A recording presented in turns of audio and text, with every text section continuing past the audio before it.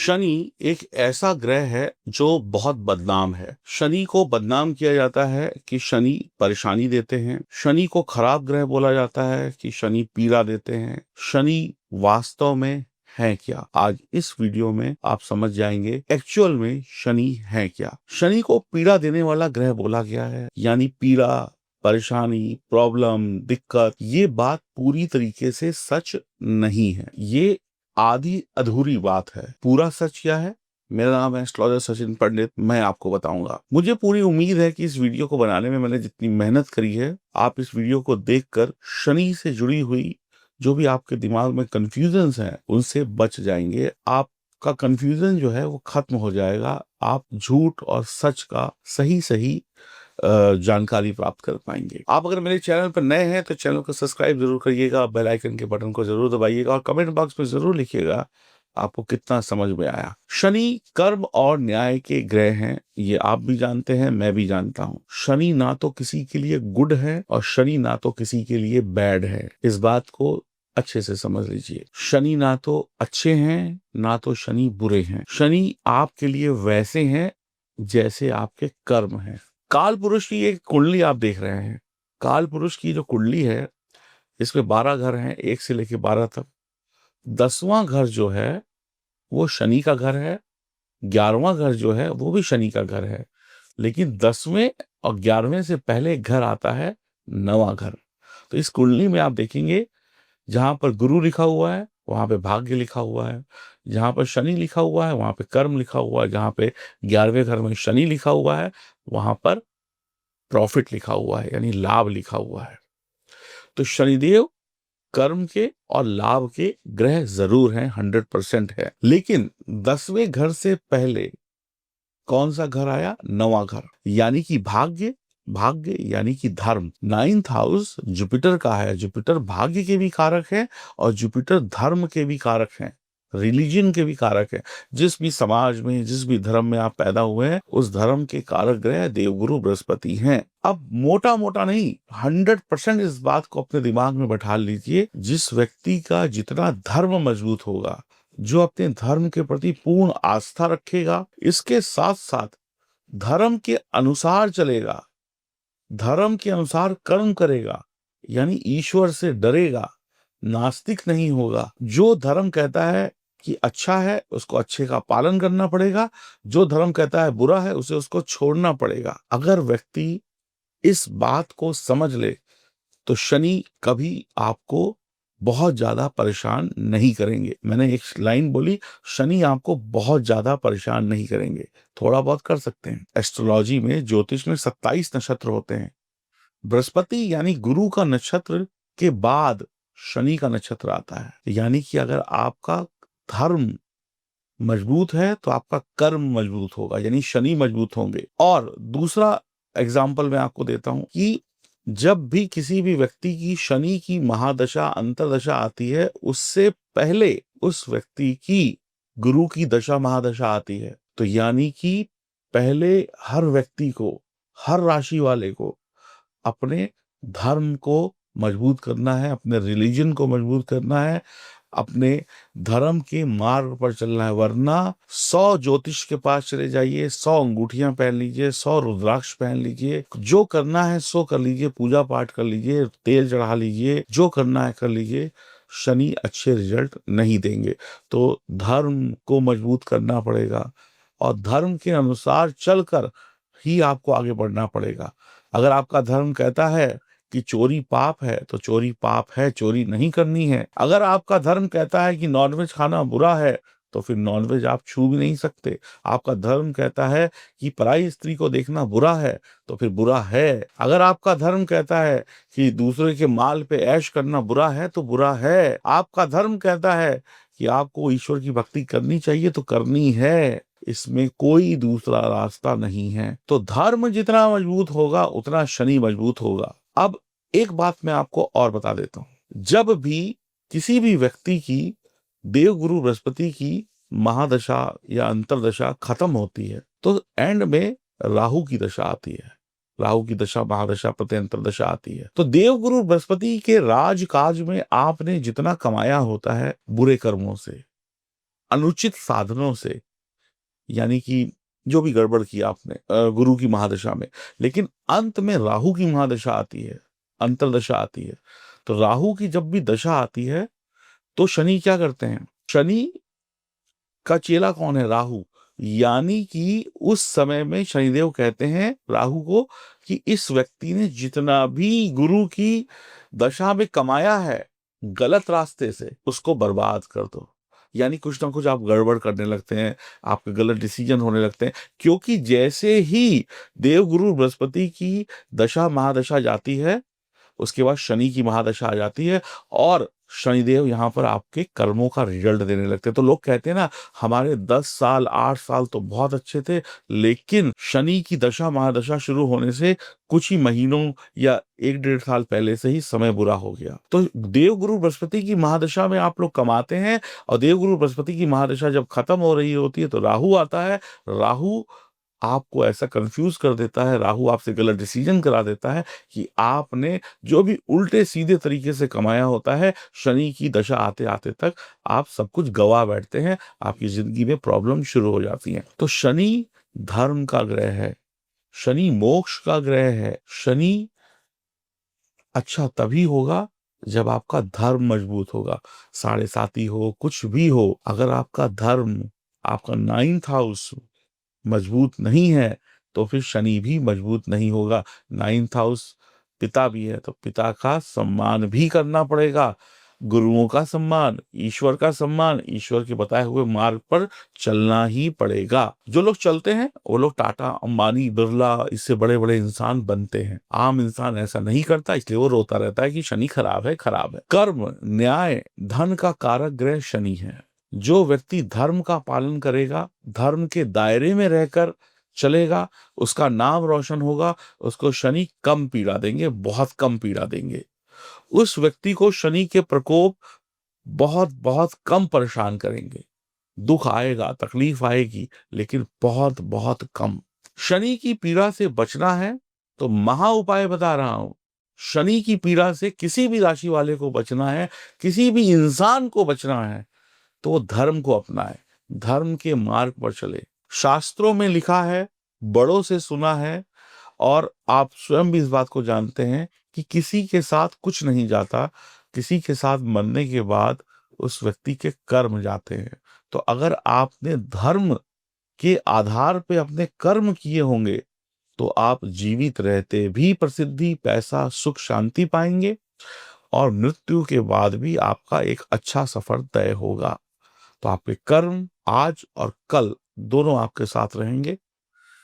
तो अपने कर्मों को मजबूत करिए। इस वीडियो से आप इतना समझ गए कि आप क्या गलती कर रहे हैं, और ये गलती अभी सुधारिए।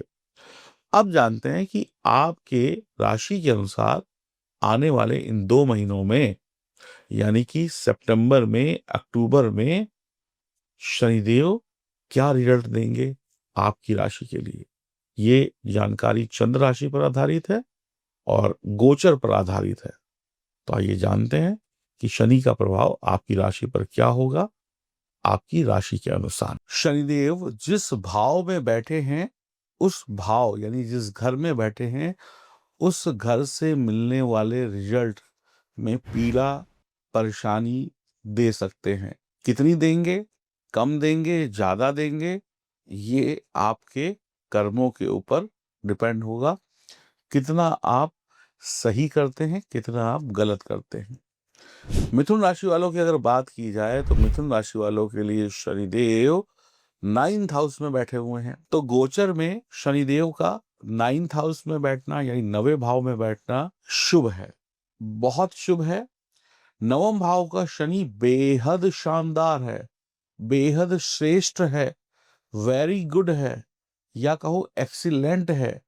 इससे अच्छा मौका आपको शनिदेव मिथुन राशि वाले नहीं देंगे। शनिदेव की तीसरी दृष्टि 11वें भाव यानी लाभ भाव पर पड़ रही है। 11वां भाव क्या है? 11वां भाव इच्छा पूर्ति का है, 11वां भाव सपने पूरे करने का है, 11वां भाव लाभ का है, प्रॉफिट का है, धन कमाने का है, दोस्ती यारी का है, रिश्तों का है। 11वां भाव जो है वो धन कमाने की इच्छा को भी पैदा करता है, यानी आपके मन में भाव लाता है, आपके मन में इच्छा जागृत करता है 11वां घर कि मुझे ये चीज चाहिए, ये चीज पैसे से आएगी तो मुझे पैसा कमाना है।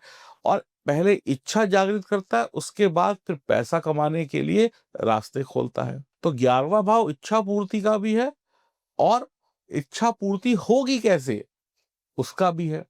यानी आपका मन किया एक बड़ा घर, एक बड़ी गाड़ी लेने का, ये इच्छा आपके मन में जागी। अब बड़ा घर, बड़ी गाड़ी आएगी कैसे? या तो बिजनेस करेंगे उसकी कमाई से, या नौकरी करेंगे उसकी कमाई से। तो अब इच्छा मन में जागृत हो गई, अब उसके लिए शनिदेव आपसे मेहनत कराएंगे, मेहनत से पैसा आएगा, उससे आपकी इच्छाएं पूरी होंगी। लेकिन 11वें घर को जब शनि देखेंगे तो शनिदेव किस चीज के कारक हैं? देरी के, विलंब के, डिले के। यानी शनिदेव आपके मन में अब फालतू की इच्छाएं पैदा नहीं करेंगे।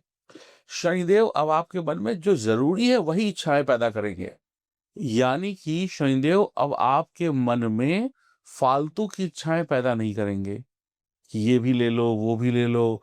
फालतू की इच्छाएं पैदा नहीं होंगी तो आप फालतू की भागदौड़ नहीं करेंगे, पैसे के पीछे नहीं भागेंगे, कोई गलत काम नहीं करेंगे।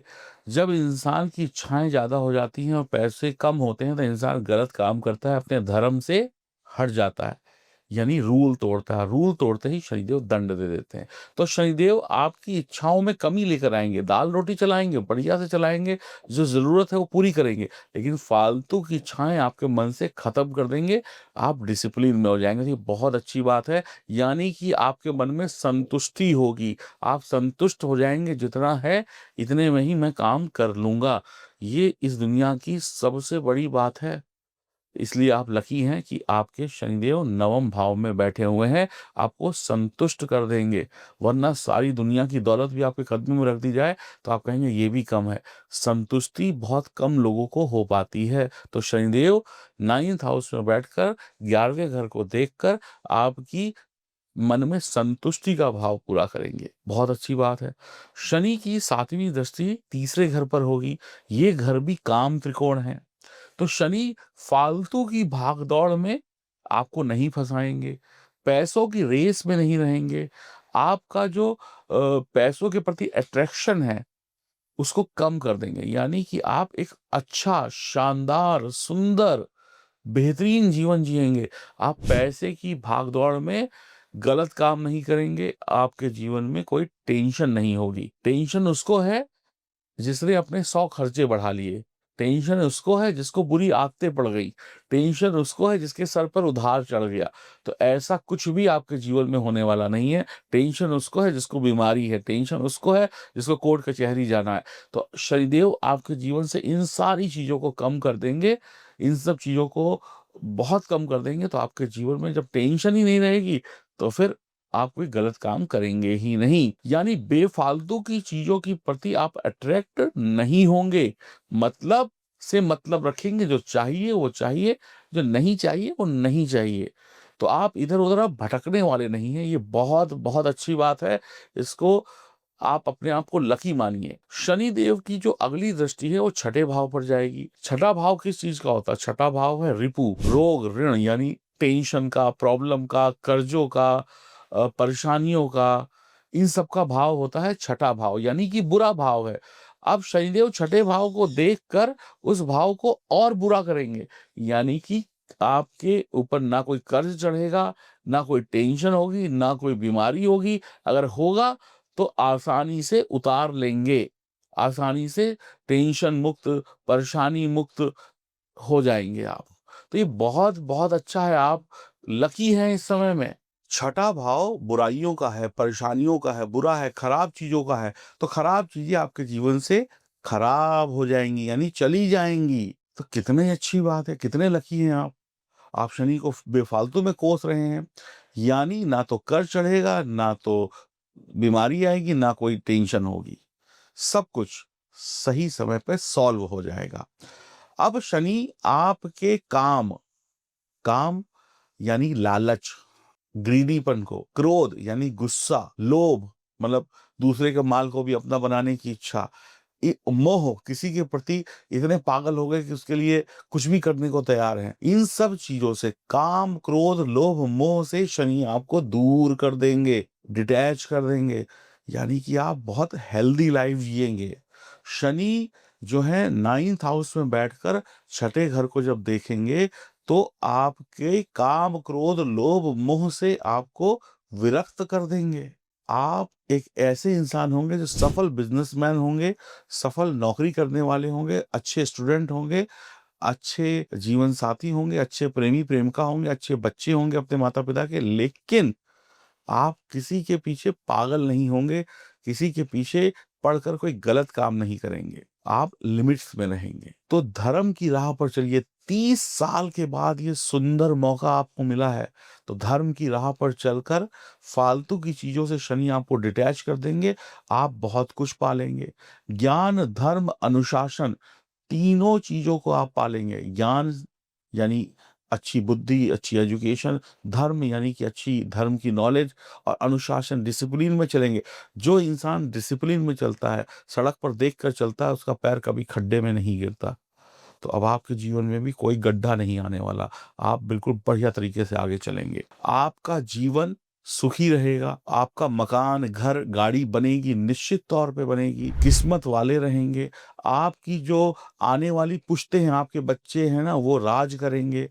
मुकदमे, लड़ाई झगड़ों में आप विजयी रहेंगे। धर्म विरोधी अगर आप हो गए, यानी कि अपने रिलीजन को नहीं माना, अपने कर्मों को बिगाड़ा, शराब पीना शुरू कर दिया, चरित्र खराब कर लिया, और मांस, मछली, चटपटा भोजन खाना शुरू कर दिया, तो फिर बर्बादी निश्चित है। कोई उपाय आपको नहीं बचा सकता।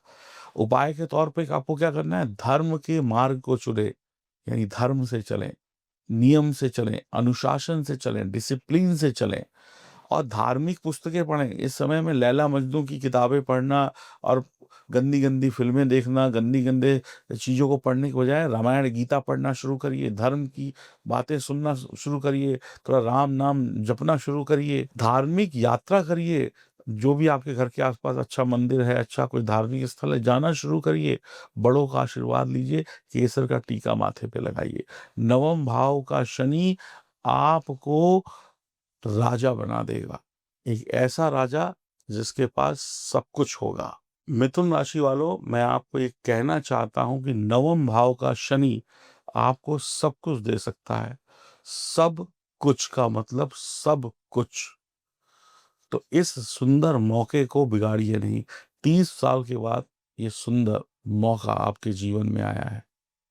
मेरा नाम है एस्ट्रोलॉजर सचिन पंडित, और आप चाहते हैं कि आपके जीवन में सब कुछ अच्छा हो, आपकी जन्म कुंडली में सितारे आपका साथ दें, तो आप दिए गए नंबर पे संपर्क करके आपकी जन्म कुंडली की विवेचना मेरे द्वारा करा सकते हैं। राधे राधे।